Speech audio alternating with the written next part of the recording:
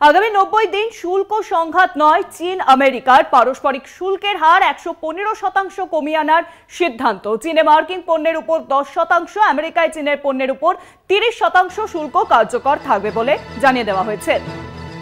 আগামী 90 দিন শুল্ক সংঘাত আর নয়, চীন আমেরিকার পারস্পরিক শুল্কের হার 115% কমিয়ে আনার সিদ্ধান্ত। চীনে মার্কিন পণ্যের উপর 10% ছাড়। আগামী 90 দিন শুল্ক সংঘাত নয়, চীন আমেরিকার।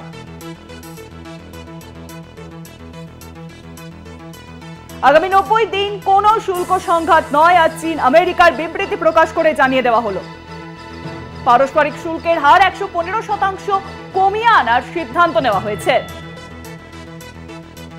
চীনে মার্কিন পণ্যের উপর 10% ছাড়ের কথাও ঘোষণা করা হয়েছে এই বিবৃতিতে।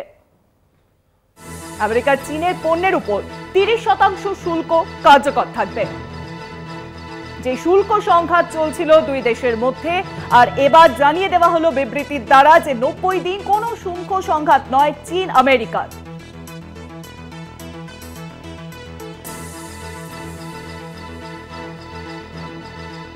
চীনে মার্কিন পণ্যের উপর 10% ছাড়ের কথা ঘোষণা করা হয়েছে এই বিবৃতিতে। এ বিষয়ে কথা বলবো, ফোন লাইনে রয়েছেন আমাদের পলিটিক্যাল এডিটর আশিস চট্টোপাধ্যায়। আশিস দা, 90 দিনের শুল্ক সংঘাত নয়, চীন আমেরিকার এই যে শুল্ক সংঘাত চলছিল এবং তারপর 90 দিন শুল্ক সংঘাত বন্ধ করার কথা জানানো হয়েছে, কি উঠে আসছে এই বিবৃতির দ্বারা, বিস্তারিত জানান।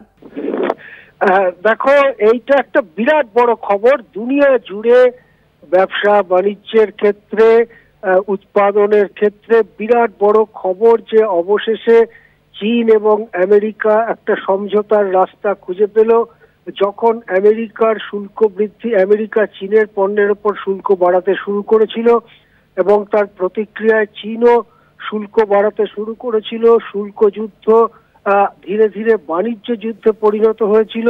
শুল্কের হার এতটাই বেড়ে গিয়েছিল যে আমেরিকা এবং চীনের মধ্যে বাণিজ্য কার্যত অসম্ভব হয়ে গিয়েছিল। সেই জায়গার থেকে পিছু হটতে শুরু করে প্রধানত মার্কিন যুক্তরাষ্ট্র।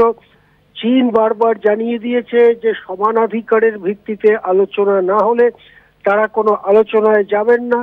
তারা স্কুল টিচার এবং ছাত্রের সম্পর্ক নিয়ে কোনো আলোচনায় যাবেন না, এই কথা চীন বারবার বলে দিয়েছে। অবশেষে একটা আলোচনা শুরু হয় জেনেভাতে। সেই আলোচনা হয়, আলোচনা চলছিল বেশ কিছুদিন ধরে। অবশেষে আজকে একটা 90 দিনের মতো, 90 দিনের একটা থেমে যাওয়া, 90 দিনের জন্য শুল্ক পাল্টা শুল্কর যে লড়াই সেটা থামানোর একটা সিদ্ধান্তে দু দেশ পৌঁছেছে। সুইজারল্যান্ডের জেনেভায় যে আলোচনা চলছিল, ম্যারাথন আলোচনা চলছিল, তার ভিত্তিতে এই সিদ্ধান্ত ঘোষিত হয়েছে। সিদ্ধান্ত ঘোষণা হওয়ার সঙ্গে সঙ্গে সারা পৃথিবী জুড়ে শেয়ার বাজারে অভূতপূর্ব উত্থান দেখা যায়।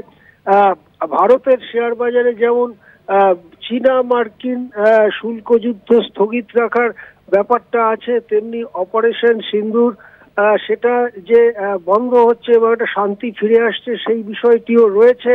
তাতে প্রায় 4% উঠেছে সেন্সেক্স এবং নিফটি। দুনিয়া জুড়ে আমরা খবরে দেখতে পাচ্ছি যে ডাও ফিউচার 2% লাভ দিয়ে উপরে উঠেছে, S&P 500 ফিউচার 3% উঠেছে। এবং মূলত কারিগরি নির্ভর যে কোম্পানিগুলো, তারা যে সূচক, তাদের যে সূচক ন্যাসড্যাক কম্পোজিট ফিউচার, সেটা 3.5% উঠেছে।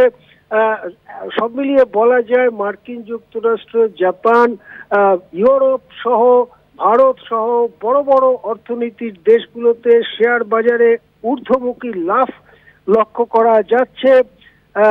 প্রেসিডেন্ট ডোনাল্ড ট্রাম্প নিশ্চয়ই এই ব্যাপারে তার সম্মতি জানিয়েছেন, কেননা যেখানে শেয়ার বাজারে লাভ দেখা যাচ্ছে তারা তো সব খবরাখবর নিয়েই টাকা লগ্নি করে।